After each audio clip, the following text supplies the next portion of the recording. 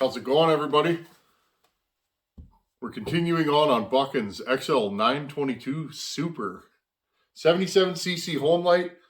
I did a bunch of flow work to the cases. I did the lower transfers, smoothed and polished everything. And then last video, I actually assembled the crankshaft on video, got it back in the case. Check that video out if you've always pondered taking apart a Homelite or you need to replace bearings or something and don't know how to do it. I did it all on video. Maybe better ways to do it, but it didn't actually take that long. Now, what I'm doing today is I am going to start doing my final work to this saw so that we can get it assembled and running. I really want to get this saw done quickly. Stay tuned, friends. I have a special announcement that I'm making in the next week or two, and I hope you guys are as excited for the announcement as me. In the meantime, I want to get some loose ends finished, and one of them will be this saw. So I put my top end on, put the timing wheel and mounted it. Just trying to get everything ready to rock and roll so that I can get my final timing numbers. Now, one thing I want to do right now is check my squish. Remember, we removed the base gasket in this saw. I'm curious, how much did we get? I'm going to find my timing book and let's see where the squish was at stock. And then let's remeasure it and kind of see where we're at squish-wise. I think it was somewhere around 40 thou. I'm going to grab my book and my notes and we'll have a look-see. Okay, I work out of this this dirty binder, dirty notebook here, and then when I get good numbers, I actually transfer all this to a nice shiny book that looks good. I keep track of every saw that I've ever done here. Makes me a better saw builder, and that way you might remember in a week or two or a month, but a lot of times you can't remember what you did to a saw. Maybe it's been 5 years, so I like to write everything down. Okay, so Buchan's 922 Homelite, stock numbers with a base gasket. Exhaust was at 104 after top dead center. Transfers were 122, so that's 18 degrees of blowdown. Here's our squish, was 40 thousandths. I'm hoping to be somewhere around 25 on this saw. I don't want to push the squish numbers. These saws have a lot more play, if you will, in the crankshaft and bearings. So I don't like to push the numbers. When everything expands, you know, these numbers will get tighter and tighter. So let's grab some solder and my calipers and let's see where this thing ended up with no base gasket. Okay, I'm just going to go around to the other side of the bench, grab my piece of solder, and put it around here till it hits the cylinder wall. Let's see what we're getting. I didn't get a good reading there, so let's do it again. Always double check and triple check. Let's go on this side. Okay, and I just push it in there till it hits the wall. Okay, let's see if we can get this thing to squish on its own. If not, there we go. If not, I'll grab the clutch usually. Screw the clutch on and just spin it around. Okay, just got to zero my calipers. Okay, they're at 0. What did we end up with here? I don't like this solder. It's really thin. Okay, 26, 24, 26. Remember, this is a domed piston, so it should get bigger as we go farther down. Okay, so we're at 24, 25 thousandths, 23. I'll take that. That's a good number. Let's try one more time. Let's measure it in on the other side. Now I only have 2 nuts on here, 6 down. If you're really worried or you're getting funny readings, make sure all 4 corners are bolted down. Okay, I'm just gonna same thing. Spin this around.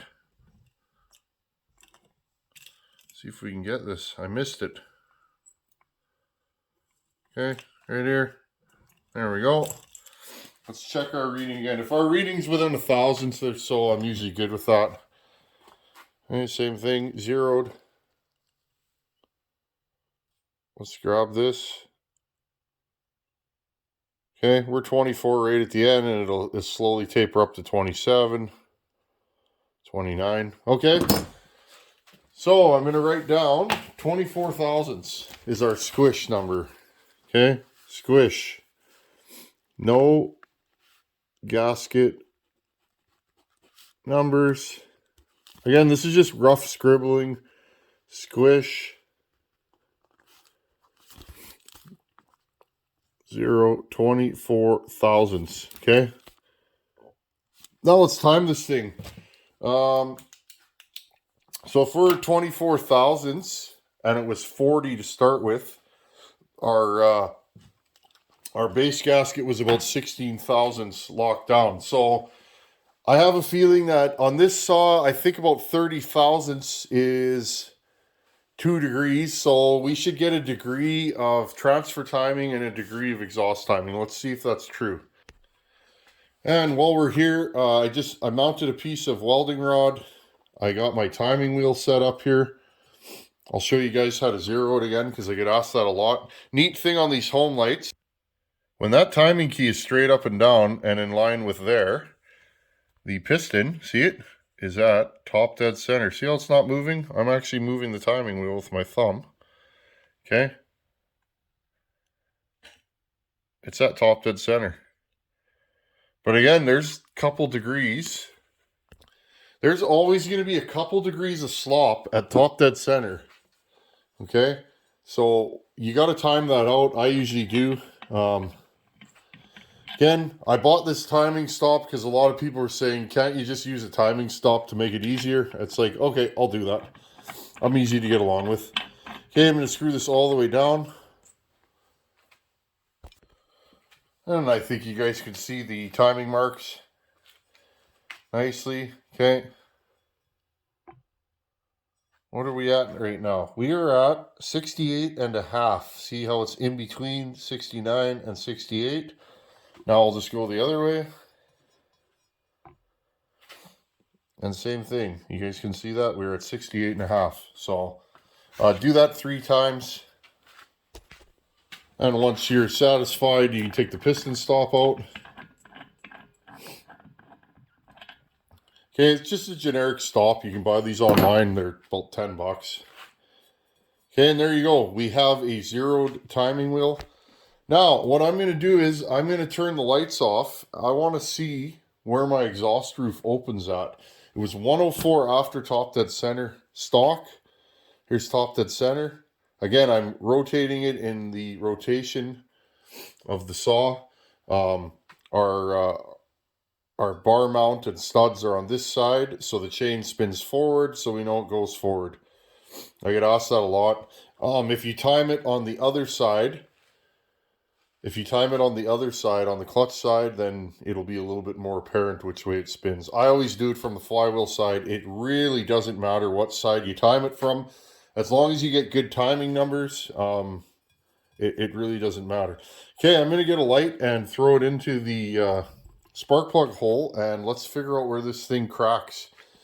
And then I can check the transfers, and then I can actually start grinding on this thing. All that's left is to raise the exhaust roof, and this thing's pretty much done. I can start buttoning it up today. Okay, and what I actually do, I use this scope all the time. Clint sent this to me, and he said, this is something that I think you could use on your channel and use it a lot. And I thought, yeah, that's a great idea. Now, I always do it like this. I actually just turn the lights off in the shop. Okay, top dead center. Make sure you're not hitting your light source. I'll keep going. Now, I know this thing cracked at 104 stock. Okay. Now, what I'm going to do, I'm just going to go on the other side here and have a look-see. Okay, I'm going to keep turning it until I can see light coming out the exhaust port. These are pretty simple. The exhaust port's flat. Right about there, it cracks. I'll show you guys that on the other side. Okay, see that little crack of light? You can adjust it to where, okay, it's closed. Now we can see the exhaust port kind of cracks. There we go.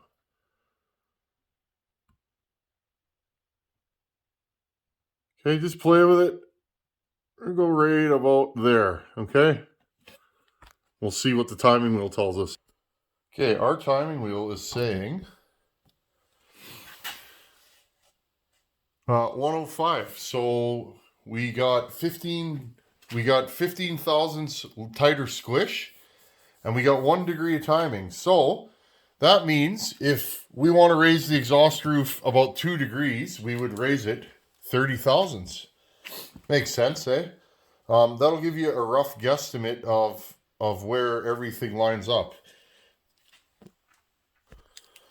Okay, so exhaust.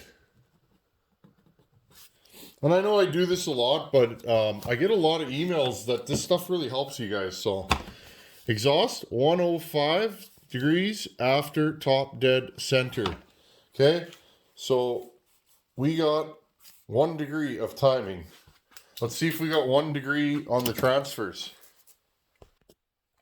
Okay, so we know that the transfers opened at 122, so all I'll do is spin it around right there. Now we'll go on the other side and look through the exhaust port and see where the transfers opened.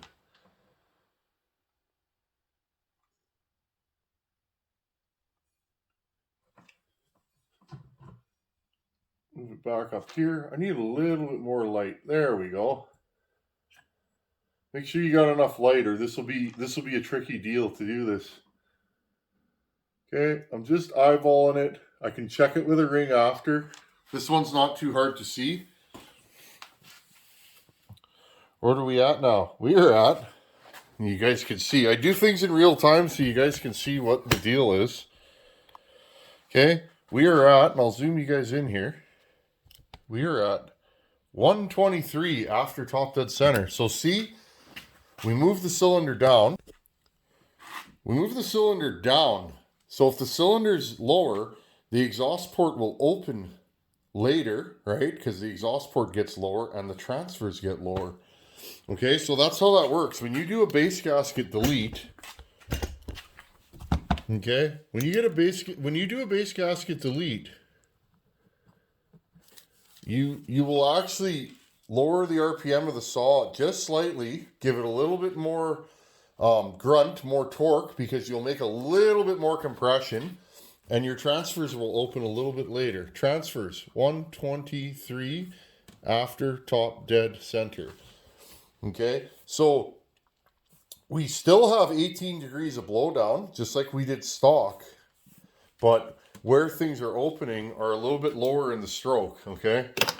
Okay, now what I'll do, because I want to make sure that my numbers are correct, okay? Now, I may have bumped the timing wheel, but we know where this thing zeroes at now, so that's the beauty of a piston stop that you can screw all the way in, is that it'll stop in the same place every time. Okay, so I may want to recheck my zero once I get everything back into place. Now, so you think you bumped your timing apparatus, okay? Screw your piston stop in all the way till it bottoms out. Put the saw at bottom dead center. Drop your cylinder back on. Hold your hand on there and just check it. You know where it's supposed to stop, right? And we are 68.5 again. Okay, and then go the other way.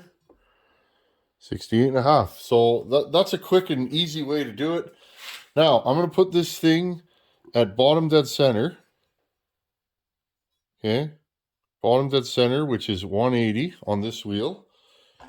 Okay, slide this off. Now, I'll remove my timing stop. I'm going to double check these numbers. Now, I marked these rings when I took the saw apart. Okay, now what I'm going to do, I put the ring in the bore there. Let's turn your light on. There you guys go. Okay, now I'm just going to push this cylinder back on. Okay, now I want to check my transfer opening and make sure that I didn't get a false reading. So what I'll do is I'll turn the piston backwards. Okay, we know our transfers, we think they're opening at 123. So I will spin it backwards till I hit 123. Now I'll go back to bottom dead center. Pull the cylinder off and look. Okay, dead even. And now we know that both of these transfers open simultaneously. Okay, and what I mean by that is sometimes your primary will open before your secondary, or I've even seen saws where the secondary opens before the primary. Now this saw, these boost ports actually open about a degree before, which I find a little bit interesting. We'll see how the saw runs like that. I just wanted to jump in here and say I got that completely turned around. The boost ports actually open about 2 degrees after the primary and the secondary. That was me end of the day, and I had the cylinder flipped around and I was thinking top was bottom. So actually the boost ports open after the primary and the secondary, which is totally normal. Back to the program. Bumped you guys there. Okay, so we know that our transfer timing is correct. Now I'll just pull the ring back out and rinse and repeat. Do that again. Okay, and I'll show you guys in real time. I like sharing what I do with you guys and how I do it. I don't know everything. I'm always learning and trying to get better and trying to show you guys better things. Okay, so we put that back in there. But I enjoy sharing it with you guys. It kind of gives you guys an idea of what I go through to port these saws, and hopefully you guys learn something. Okay, so same thing. I'll put my hand on top of it. Let's check to make sure our exhaust timing is correct. It timed at 105. Okay, let's put it at 105. Put it back to 180. And let's check.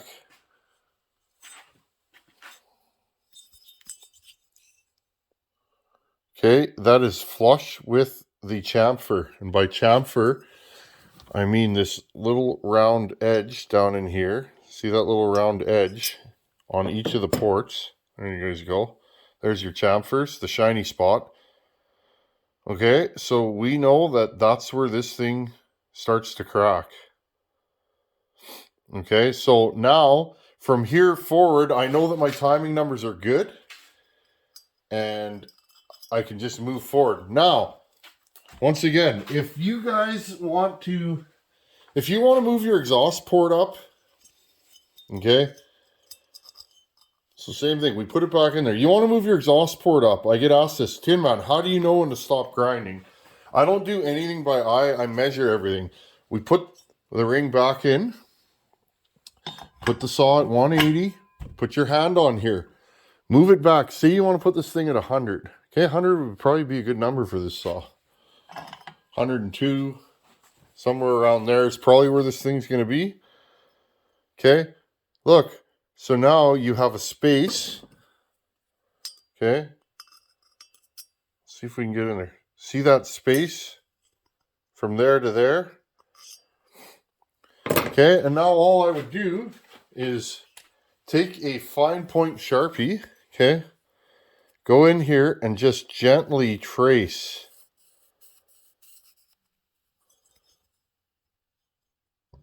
Okay, with the Sharpie. You guys can see this. It's kind of dark in there. There you go. Okay, and then put your fingers in there, push the ring down, pull the ring out. Now look, I have a perfect line to work off of. That's it. So if you wanted to move this thing like 5 degrees, that's how high you'd grind it to. It's not that much. There you guys go. There's a better shot. Well, that's probably about as far as I'm going to go for right now. I just wanted to show you guys what I go through. So on one of these, if you take the crank out, you have to reassemble the crank, put the bearings back in, put this ignition bracket back on, which also holds the roller bearing on this side. Okay, put your piston back in with your wrist pin, or your gudgeon, as Bill Block would say. And then redo your timing numbers, make sure everything lines up, and then go from there. I'm not sure exactly where I'm going to set this thing. I know what I did with Buchan's XL76. That thing is an absolute screaming demon, but that saw has lighter internals, lighter crankshaft. It is smaller displacement.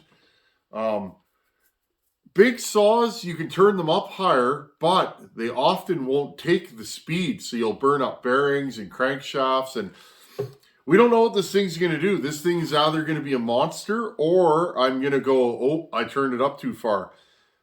That's the game I'm playing here. I don't know what this thing's going to do. Also, I don't know what the reeds are going to act like with all the work that I've done to the case, so that could be a battle. It's all good fun, though. It's all good learning, and sharing it with you guys is always enjoyable. So there you guys go. A base gasket delete on this saw. If you did it to your saw, you would have probably a little bump in compression, maybe 15, 20 pounds, maybe a little bit more torque. Your transfers would open later, which I think that's a good deal. I think this saw would run really good with just a base gasket delete. And so if you're not inclined to port and you want to try that, I think that would be a good move to do on this saw. 40 thousandths is kind of loose for squish. 25, 24 is bang on for this saw. I'm quite happy with that. The only other thing I would do, if you were inclined to do machine work to this saw, you would put the piston at top dead center and scribe 2 lines in the bottom of the exhaust port. That would tell you how much skirt you have left. If you don't have enough skirt there, if you start dropping the cylinder more, what could happen, especially on a saw like this, is you're going to free port really badly. So if you do want to do machine work to a saw like this, just be aware the tolerances in these for your piston overlap on your skirt to your exhaust port is very, very minute. So some of these won't even tolerate a base gasket delete. So remember that if you're going to take the base gasket out of one of these, put the cylinder down, hold it with your hand, and make sure you don't have any gap in the bottom of your exhaust port, because not all saws will run poorly like that, but most saws will. You're going to be bleeding crankcase pressure into the muffler. You're going to have a saw typically that's going to run really rich if you do that. So anyhow, friends, I'm going to ponder what I'm going to do to this exhaust port, and then I think I'm going to get to grinding today. I really want to get this thing back together and running. I'm curious. This project has been in my mind for a year and a half probably, and I'm super happy to kind of see what it's going to do. Again, I don't know exactly how this saw is going to run. All I can do is make educated guesses based on other saws that I've ported and go with my gut. I port totally by gut. Usually it works out. Sometimes you got to go back in and make tweaks, but if you guys are going to port one of these, don't move the exhaust port too high, because these saws are old and they're not going to tolerate a ton of RPM unless you really know what you're doing. And these things run really hot, and if you do turn them up and make them make huge amounts of power, often, and I have blown one of these up, often they get really hot and they'll just start to implode on themselves. So if you do want to port one of these, I would really focus on building a pipe or doing a really good muffler mod, and maybe raise the exhaust, 3 degrees, 4 maybe. That'll kind of get you in the ballpark of where you need to be. Anyhow, friends, that's all I'm going to do on this video. I always appreciate you guys stopping by here, and I met a couple of channel subscribers when I was out and about the other day. It was a pleasure to talk to you guys, and I really appreciate you guys coming up to me and mentioning how much you enjoy the channel. It's pretty cool. Anyhow, friends, as always, thanks for watching. Take her easy. Later.